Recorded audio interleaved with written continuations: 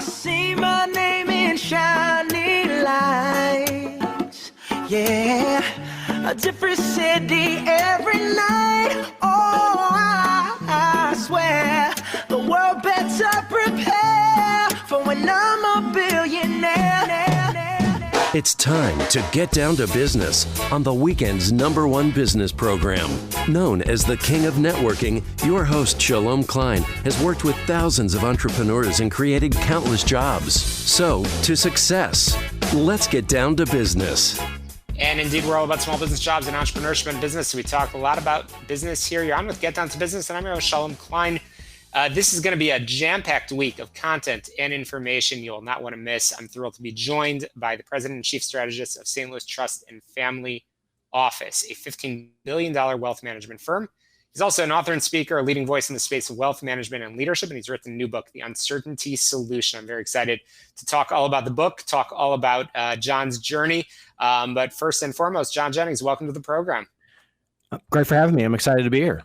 Absolutely. So you certainly have done a lot with your firm, and I know you're really, really passionate about the work that you're doing, which you talk about in the book. But let's talk about that journey. Let's talk about how you came, I believe, if I understand correctly, out of the financial crisis in 2008 on a mission. Tell us a little bit about that journey.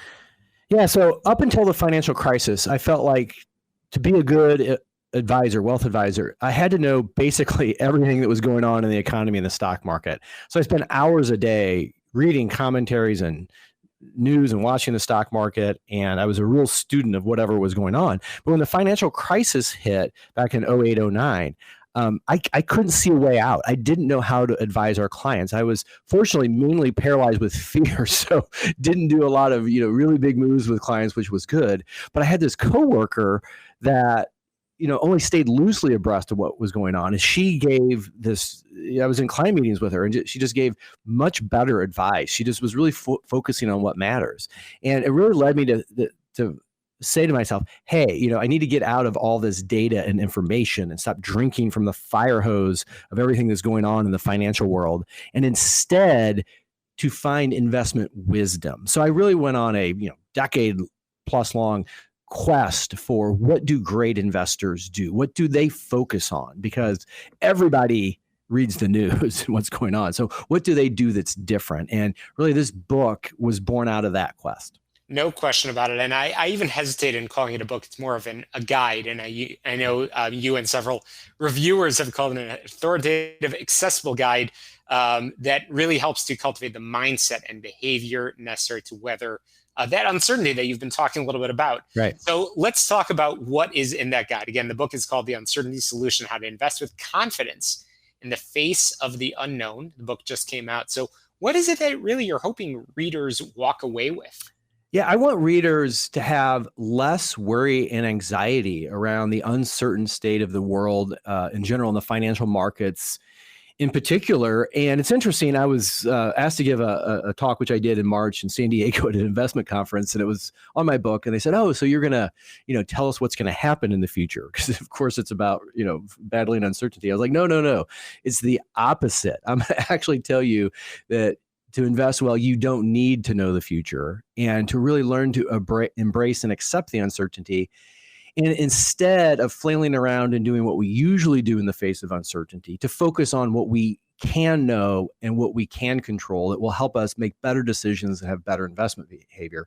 So my book has 35 of what's known as mental models. And these are they're models you keep in your head of how the world really works. And which ones, you learn which ones to pull out when faced with making investment decisions or having investment behavior in the face of the unknown. Oh, wild. Absolutely. So mental models is sort of the name of the game over here. You're imparting wisdom and evaluating investment decisions and advice. Yeah. So, you are certainly running a very successful firm. So I want to use you as the example of what are some of those lessons that you've learned, and if possible, be as frank as possible of how you've come to those conclusions. Yeah. So in coming to the conclusions, part of it is just my, quarter century long plus career in the wealth management industry, advising clients. But another part of it is I've really been a student of investing and human behavior. So I've read a ton of books on not just investing, but psychology and behavior and evolution and physics and math and statistics and complex adaptive systems and on and on. But also by observing and being a student of the great investors, I did learn what great investors do is they have the right behavior. And investing is really about having the right behavior. And my book's really about how do you adopt the best behavior. And I'll give you a quick example. So one of the key mental models in the book that deals with behavior is to choose as your default being inactive instead of active. In other words, make fewer or almost no decisions compared to making decisions in investments. And part of what I base this on is this fascinating study called Boys Will Be Boys, a study of gender differences in investing, where these professors somehow got a discount brokerage firm that's unnamed in the study to give them 10 years of data on 35,000 different accounts. And what these academics found is that the top performing accounts belong to single females, then followed by married females, then married males, and bringing up the rear was, of course, single males. And they said, well, why is this the case? Well, they found that both genders, regardless of marital status, were equally as bad at making investment decisions. In general, every decision they made lost money. So the stocks or funds that they sold outperformed the ones they bought, right? So if every decision on average is bad, it makes sense that the less you trade, the better you do. And that's what they found, that the single females traded 45% less than the single males, because males are generally more overconfident when it comes to investing in finance. And then Fidelity had an internal study where they said, what are the secrets of our top performing funds or accounts? And they found that the top performing accounts typically belong to dead people or locked accounts. So it kind of goes like this: dead people, then females, then males. So if you're a male, try to invest like a female. And if you're female, try to invest like a dead person. That's an incredibly powerful mental model to keep in your head when you are faced with uncertainty, which is, instead of, don't stand there, do something, which is the usual refrain. John Bogle of Vanguard, the founder of Vanguard, likes to say, when it comes to investing, don't do something, stand there is what we should do. Chatting with John Jennings, who again is the author of The Uncertainty Solution, but also has a finance and law degree from the University of Missouri, professional certificate in decision making and behavioral finance from Harvard, and is an adjunct professor at Washington University's Olin Business School. And the book, I know Charles Schwab called it a must-have addition to anyone's reading list. And it's not your typical finance book. It's really, like you said, diving into those mental models. And I just want to pick one of those topics that you talk about again in the book, The Uncertainty Solution, is you say, what toilet paper can teach us about investing? John, that's gonna raise some eyebrows. Yeah, exactly. So you remember back in the pandemic where a few weeks in, there was this run on toilet paper, right? It's like almost like a bank run. Who can forget? So yeah, so you go into Walmart or Target or Walgreens, CVS, whatever, and there was just no toilet paper. And who knows what's initially sparked the run on toilet paper? You'd think, if I said, Shalom, like, hey, there's going to be a pandemic, what are you going to stockpile? It'd be like water or beans or beer or something, right?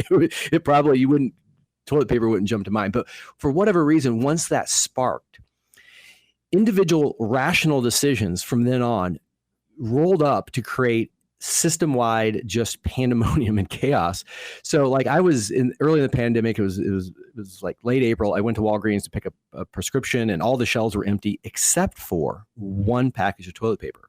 So I bought it.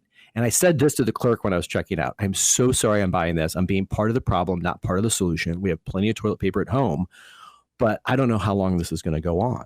Right. And the clerk kind of just like looked at me like, just check out and move on and get your potential COVID breath away from me. Right.